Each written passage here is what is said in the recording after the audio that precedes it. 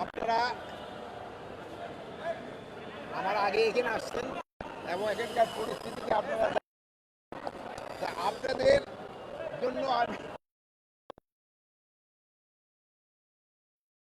সমস্যা হয়ে যাচ্ছে আপনাদের মানে পাস করে যাওয়ার জন্য।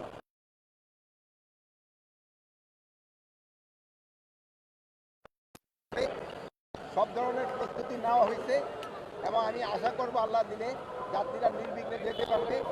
এই পর্যন্ত 31টা ট্রেন ছেড়ে গেছে, এর ভিতরে 4টা কি 5টা ট্রেন হয়তো 5টা লেট হয়েছে, অন্য ট্রেনগুলি কোনো হয় নাই। এবং নেক্সট আরও কতটুকু আছে, আরও 35টা ট্রেন যাবে। এইগুলি আমার মনে হয় আল্লাহ দিলে লেট হবে না, টাইমে চলে যাবে।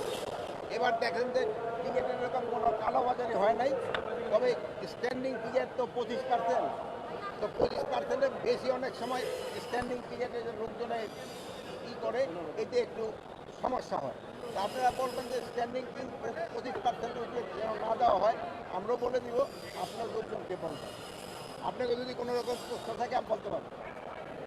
আমাদের একটা রিকোয়েস্ট হলো যাত্রী ছাদে না ওঠাটা আমরা এটা আর আরেকটা হলো ভাই যেটা বলছে যে যাত্রীরা যেন ছাদে না ওঠে, এই জন্য আমরা যথাসাধ্য চেষ্টা করতেছি, আমার তাদের আমরা অ্যালাউ করবো না। আপনারাও লোকজনকে একটু সচেতন করবেন যেন লোকজনে ছাদে না ওঠে।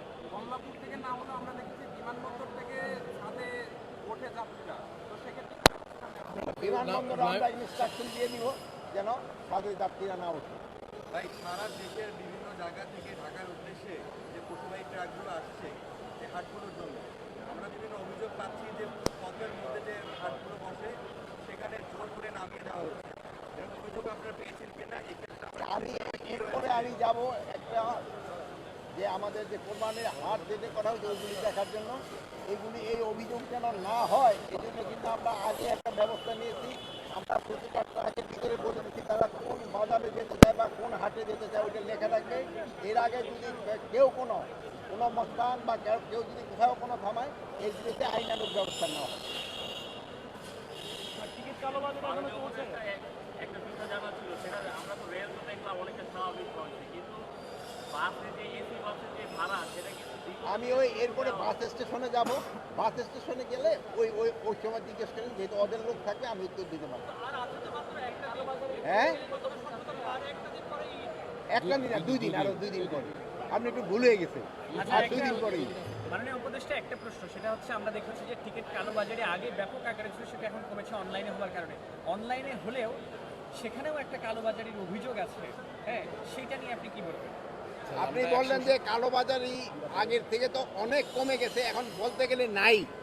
তাইও যদি 2-1টা ওই যে একজন টিকিট বলতেছিল সে বসার টিকিট নিছে, বাট এখন তো সিটটা পাচ্ছে না, তার এখন তারটা এটা স্ট্যান্ডিং হয়ে গেছে। যেহেতু আপনারা জানেন বসা এবং দাঁড়ানো দুইটা টিকিটের মধ্যে দামটা ভেরি করে, তা আমরা অলরেডি ইনস্ট্রাকশন দিয়ে দিছি বসার টিকিটের যা দিবে মানে যে কটা সিট আছে তারপরে 25%-এর উপরে স্ট্যান্ডিং টিকিট দিবেন। এখানে একটা সমস্যা যেটা আমরা বললাম যে স্ট্যান্ডিং টিকিট না পায় সেরকম তারা আবার অনেক সময় গিয়া ছাদে গিয়ে যদি বলেন ছাদে গিয়ে ওঠে, এখানে গিয়ে ওঠে। এগুলি ক্ষেত্রে আমরা অ্যাকশন নিতেছি। এগুলি ক্ষেত্রে ভাই আপনাদেরও একটু সহযোগিতা লাগবে, আপনাদের উপর লোকজনকে একটু সচেতন করতে হবে।